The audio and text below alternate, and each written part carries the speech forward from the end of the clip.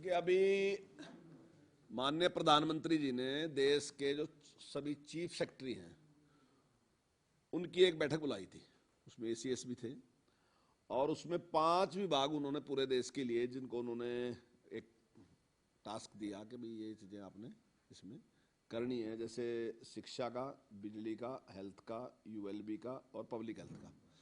तो उनमें जो एक सबके लिए दूसरी एक बात यह है कि सभी प्रदेशों ने अपनी अपनी कारगुजारी के बारे में बताया और दूसरा उनके लिए कुछ टास्क भी उन्होंने निश्चित किए कि किस प्रकार से एजुकेशन के मामले में हमने आगे बढ़ना और जो शिक्षा है वो बिल्कुल आधुनिक शिक्षा जिस प्रकार से देने के लिए हमने काम करना, उसके लिए भी। इसी प्रकार से बिजली के बारे में उन्होंने कहा कि सौर ऊर्जा पे हमने विशेष ध्यान देना और जो हमारे स्कूल हैं उनके लिए, और इसी प्रकार से जो सरकार की बिल्डिंग है उन पे हमने प्रयास करके इसको ज़्यादा से ज़्यादा बढ़ाना है। इसी प्रकार से हेल्थ डिपार्टमेंट के बारे में भी, यूएलबी के बारे में भी और पब्लिक हेल्थ के बारे में भी हर व्यक्ति को स्वच्छ पानी पीने का मिले, और हेल्थ के बारे में भी उन्होंने विशेष ध्यान दिया कि इस पे भी मैंने मतलब गंभीर प्रयास हमारा होना चाहिए कि लोग स्वस्थ रहें।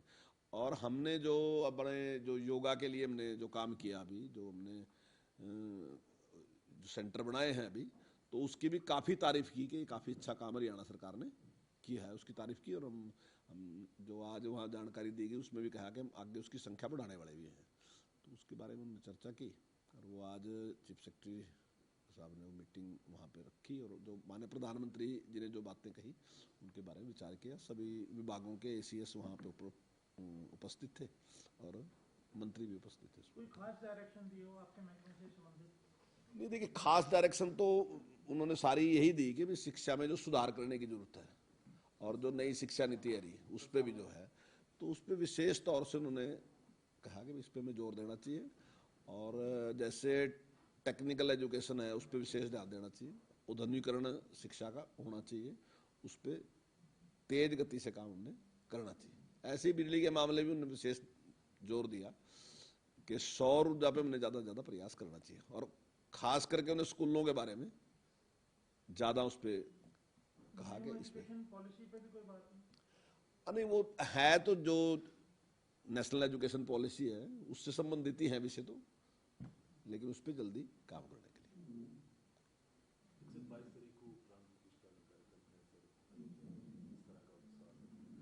देखिए, पूरे देश में बड़ा भारी उत्साह है। आप रोजाना फेसबुक पे भी देखते हैं, और जो शहरों में जिस प्रकार से कार्यक्रम हो रहे, गांव में जिस प्रकार से कार्यक्रम हो रहे, तो पूरे देश में आज सभी में उसका बड़ा भारी उत्साह है। और मैं समझता हूँ कि ये अभूतपूर्व कार्यक्रम होगा। ये बात सही है कि इतने लोग वहाँ एक टाइम में नहीं जा सकते, और इसलिए प्रधानमंत्री जी ने अपील भी की है कि अभी एक साथ ना आके और धीरे धीरे सब लोग वहाँ दर्शन करने के लिए आएंगे। अब की बार वही लोग आएंगे जिनको वहाँ पे आमंत्रित किया गया, ताकि व्यवस्था ठीक रहे। तो मैं समझता हूँ पूरे देश में उत्साह है, हर आदमी चाहता है कि वो आज नहीं जाएगा, कल परसों, वो कुछ दिनों में तो काफ़ी बड़ा ये कार्यक्रम रहेगा। घोषित किया मुख्यमंत्री जी ने हरियाणा में 22 तारीख को स्कूलों के लिए घोषणा आप करना चाहेंगे 22 तारीख को लेकर? नहीं, स्कूलों में हमारा यही रहेगा कि स्कूलों में भी बच्चे उसमें खूब शामिल हों और उसका लाइव जो प्रसारण है वो दिखाया जाए। ऐसा हम कोशिश करेंगे कि इस प्रकार की व्यवस्था हो कि बच्चों को सारा का सारा दिखाया जाए। ये भारत के गौरव की बात है और हर आदमी इसमें गौरव महसूस कर रहा, तो बच्चों को भी वो दिखाया जाए। स्पेशल स्क्रीन लगाई जाएगी, तो इस प्रकार का प्रयास करेंगे। नहीं, अभी इसमें कोई फाइनल नहीं हुआ, अभी 22 की छुट्टी की भी घोषणा नहीं की हमने और ये भी नहीं, पर लेकिन इसमें विचार करेंगे, दोनों ऑप्शन जो भी है उसमें।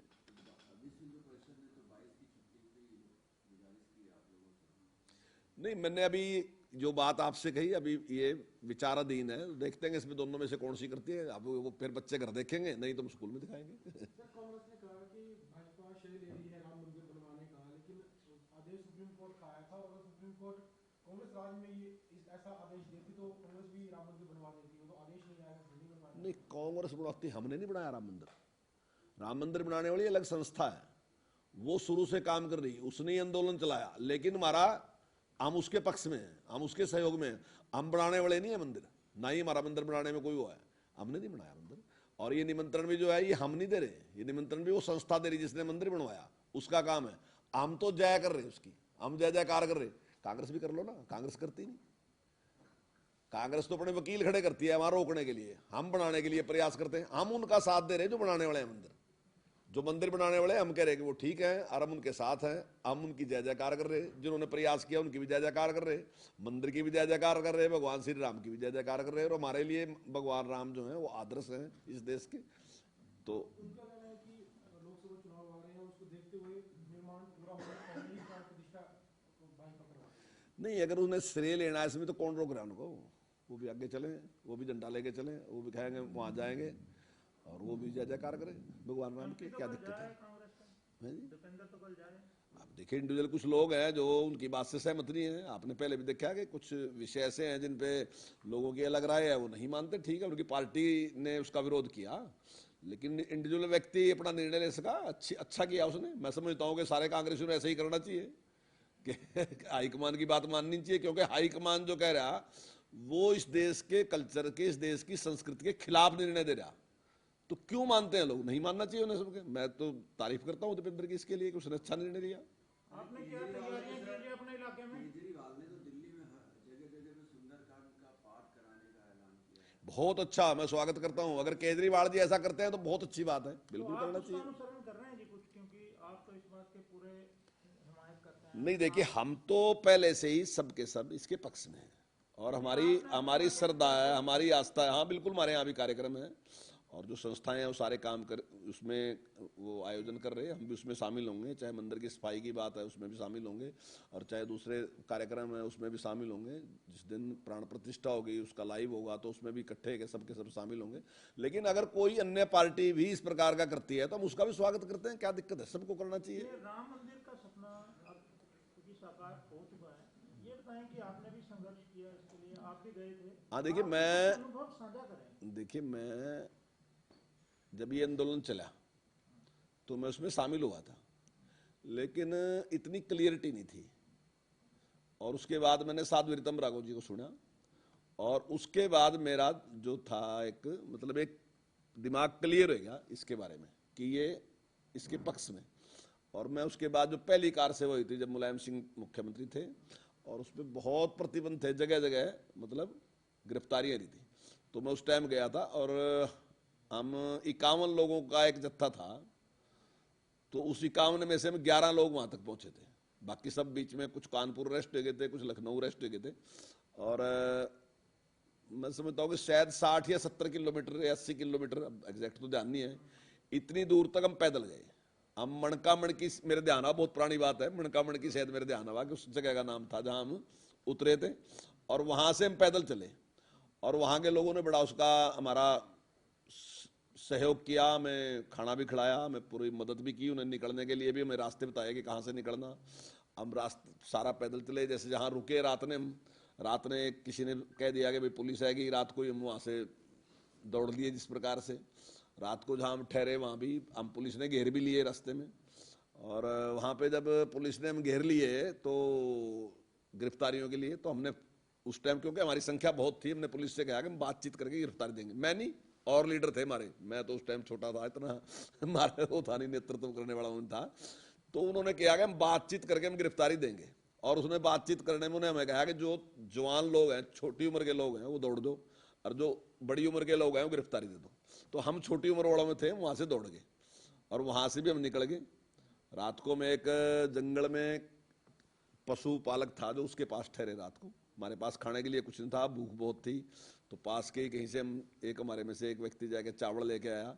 उस चावल में नमक डाल के हमने एक जो भैंस को पानी पिलाने के लिए बाल्टी थी उसमें पकाए, और वही खा के हमने गुजारा किया। सुबह हम वहाँ चले गए, बहुत जबरदस्त पुल पे हम थे और वहाँ बड़ा जोर लगा रहे थे, पिछले वाले जोर लगा रहे थे, आगे पुलिस जाने नहीं दे रही थी और काफी दिक्कत थी वहाँ, मतलब सांस रुक गया था बिल्कुल।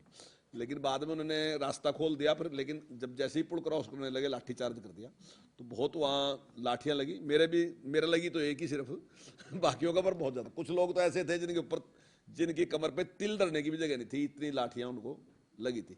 मेरे को तो एक ही लगी खैर। तो वहाँ जिस प्रकार से संघर्ष हुआ और उस प्रकार जहाँ उस दिन गोली चली और लाल कोठी मेरे याद आता है, शायद उस जगह का नाम लाल कोठी है, जहाँ जो दो भाई थे जिनको गोली मारी थी, कोठारी बंधु, उनको गोली मारी थी। जैसा वहाँ लोग कह रहे थे कि उनके मुंह में राइफल दे के तब गोली चलाई, ऐसा बाहर जो था। और जिस प्रकार एक महात्मा ने वहाँ जो बस लेके गया और उसने वहाँ पहुंचा, झंडा लहराया, ये पहली बात है।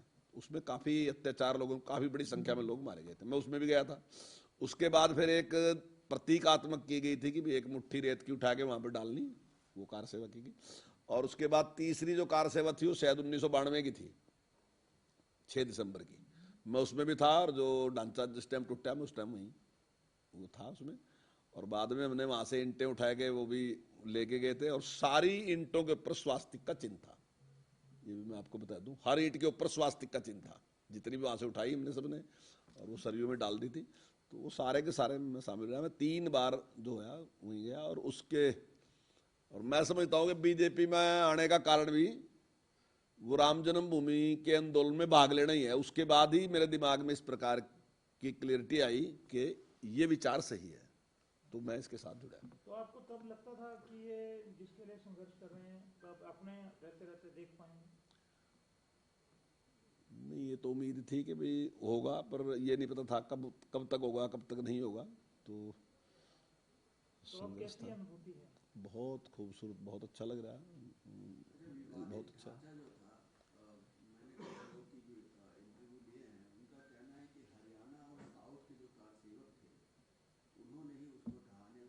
देखिए, जो लोग गए ना जी, मैं प्रत्यक्षदर्शी हूँ तो ही, और जिन लोगों ने स्टार्ट किया ना, मैं उनसे ऐसे ही, जितनी दूर आप हैं, आप मेरे से ज़्यादा दूर हैं, मतलब इससे भी नज़दीक था मैं उनके। वो संख्या कितनी थी, 10 थी, 12 थी, मेरे याद नहीं है, 9 थी, 10 थी, 12 थी, इतनी थी, 12 से ज़्यादा नहीं होगी, 10-12 के आसपास थी वो संख्या। मेरे सामने ऐसे ही मैं उनके साथ खड़ा था, मतलब मैं देख रहा था उनको, मेरे सामने उनका तिलक किया गया, और हमें पता था कि ये लड़के जाएंगे, हमें दिखाई दे रहे थे वो कि ये जाएंगे। हालांकि ऊपर से अडवाणी जी और दूसरे बड़े नेता थे, वो कह रहे थे कि भाई ऐसा कुछ नहीं करना, ऐसा कुछ नहीं करना, रोक रहे थे सब के सब।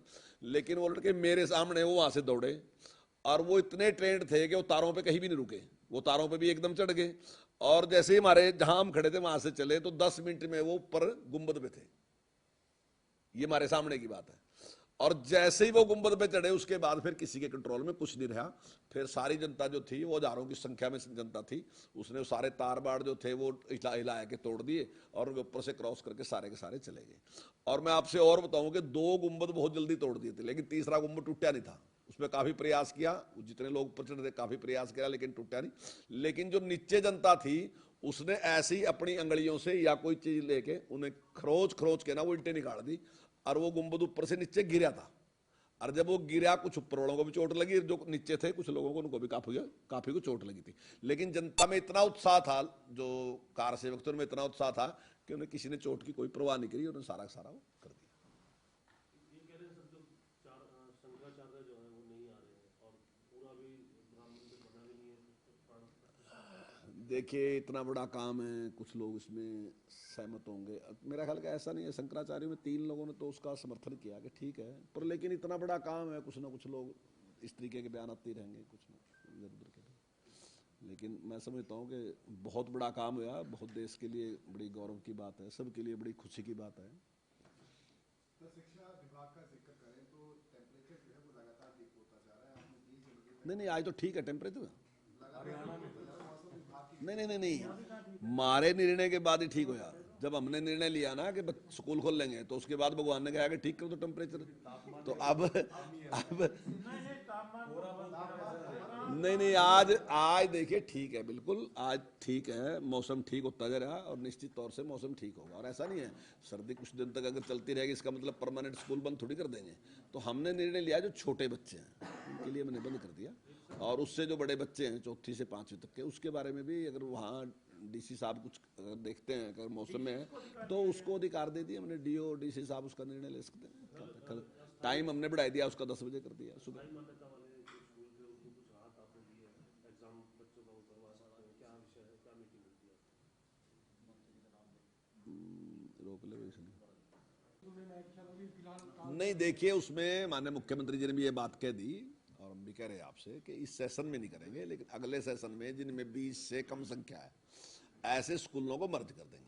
और अगर बच्चों को कुछ दूर जाना पड़ता है तो उसके लिए ट्रांसपोर्ट की व्यवस्था करेंगे। और अगर बच्चों की संख्या बढ़ती है तो हम दोबारा से स्कूल खोल देंगे। ऐसा हमने पहले भी कर दिया। 100 के करीब स्कूल हमने पहले बंद किए थे, 66 के करीब स्कूल हमने दोबारा खोल दिए। और ये पुराना डाटा में दे रहा, आज का नहीं दे रहा, पुराना दे रहा हमें, अभी मैंने पूछा नहीं है आज का क्या है। तो इसमें भी यही है, आने वाले टाइम में अगर हम 800 स्कूलों को मर्ज कर रहे हैं तो ऐसा नहीं है कि परमानेंट मर्ज करेंगे। गांव के लोग जब सहयोग करेंगे, सरपंच साहब सहयोग करेंगे और दूसरे लोग सहयोग करेंगे और बच्चों की संख्या बढ़ेगी तो निश्चित तौर से स्कूल दोबारा खोल देंगे। जैसे बच्चों की संख्या कम हुई है, फोन में ये सवाल आया था कि बच्चों की 210 कम हुई। नहीं कोई, देखिए अगर आप ये देखोगे ना जी, जब से ये सरकार बनी, अब का सेशन की बात कर रहा, तो हर बार संख्या बढ़ी। तो मान लीजिए हर बार बढ़ती जा रही तो उसी प्रकार से तो नहीं बढ़ेगी। अगर मान लो 16% बढ़ेगी, 4% कम होगी तो बड़ी मानोगे उसने कि ठीक है से मानोगे। ठीक है, मैं मान रहा कि 16% बढ़ी, बाद में 4% एक जगह घट भी गई, तो घटी नहीं संख्या। वो तो देखिए बच्चों को थोड़ा चलता ही रहता है इस प्रकार का, बढ़ गए घट गए इस प्रकार का चलता रहता है। लेकिन जो संख्या है वो हमारी बढ़ रही है। अगर आप पिछला भी देखोगे तो हमारी संख्या बढ़ रही है। अगले सेशन से नहीं भाई, मैं पहले कह देते थे